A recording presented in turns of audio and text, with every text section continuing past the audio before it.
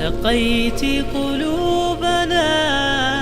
Sering kita lihat di masyarakat kita, sekeliling kita membicarakan mistik, misteri, klinik, mitos, atau hal-hal yang berbau orang yang terkena gangguan sihir. Ada yang mengalami sendiri, tiba-tiba badannya nyesek, punggungnya berat, kemudian kepala benci, tiba-tiba dia sukain tanpa sebab.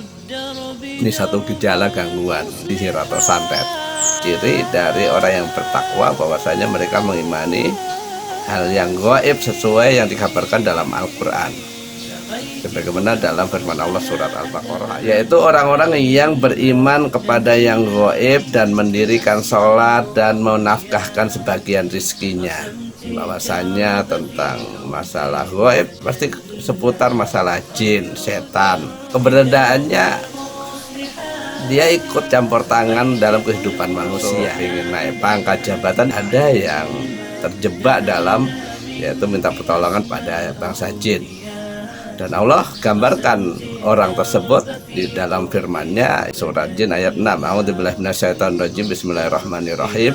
Wa annahu kana rijalun minal insi ya'udzuna birijalin minal jinni fazaduhum rahaqa. Dan bahwasanya ada beberapa orang laki-laki di antara manusia meminta perlindungan kepada beberapa laki-laki di antara bangsa jin. Maka jin itu menambah bagi mereka dosa dan minta pertolongan bantuan kepada jin, sehingga sampai dibikin film itu tentang Aladin dan lampu ajaib, jin dan jun. Ini semuanya adalah merusak akidah, menyekutukan Allah, dan ini merupakan kharajum millah, dan ini keluar dari Islam, dan ini membatalkan syahadatnya orang yang bersekutu kepada bangsa jin. Allah ciptakan jin itu bahan dasarnya apa?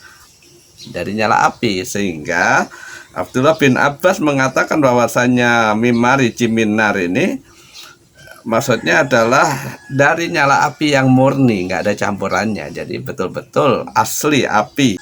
Maksudnya adalah ujung jilatan api. Jadi disebutkan oleh Ibnu Qudamah dalam kitab Minhajul Qasidin bahwasanya sifat marah itu adalah sifat yang dihembus-hembuskan dari bangsa jin atau setan. Karena diciptakan dari api, dia membakar, menyala, menyulut, sehingga bikin manusia untuk bergejolak, marah. Sehingga kalau sudah marah manusia, maka jin setan sangat mudah menguasai orang tersebut, sebagaimana anak kecil mampu menguasai mainan-mainannya. Dijelaskan oleh Syekh Wahid Abdul Salam Bali bahwasanya jin itu ada 3 macam ya, berdasarkan hadis Nabi SAW yang diriwayatkan oleh Imam Tabrani dan Hakim. Pertama, jenisnya adalah jin punya sayap dan terbang di udara.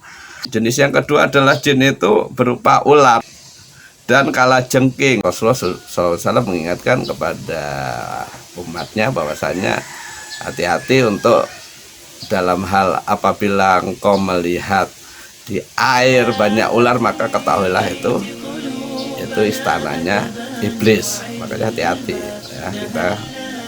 Makanya identik jin itu, jin ular itu apabila dia sifatnya dia warnanya hitam legam, itu ular, kemudian kepalanya botak, kemudian ada garis putih, maka hati-hati itu ular jelmaan jin. Yang ketiga, jin itu bertempat tinggal ya.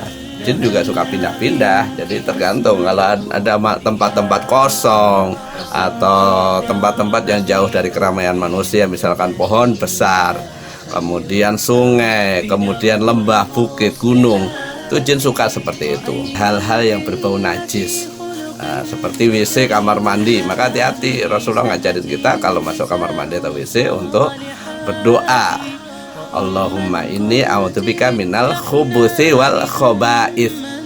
Ya Allah, aku berlindung kepadamu, kepada engkau, dari khubuthi, yaitu setan laki-laki, wal khaba'ith, dan setan perempuan. Maka orang yang baca ke kamar mandi, maka otomatis dia akan terhalang, jin akan nggak bisa melihat orang yang dia masuk ke tubuh manusia, bisa melalui ujung-ujung jari, bisa mempengaruhi dari ujung-ujung jari, baik di tangan, di kaki, di kepala juga.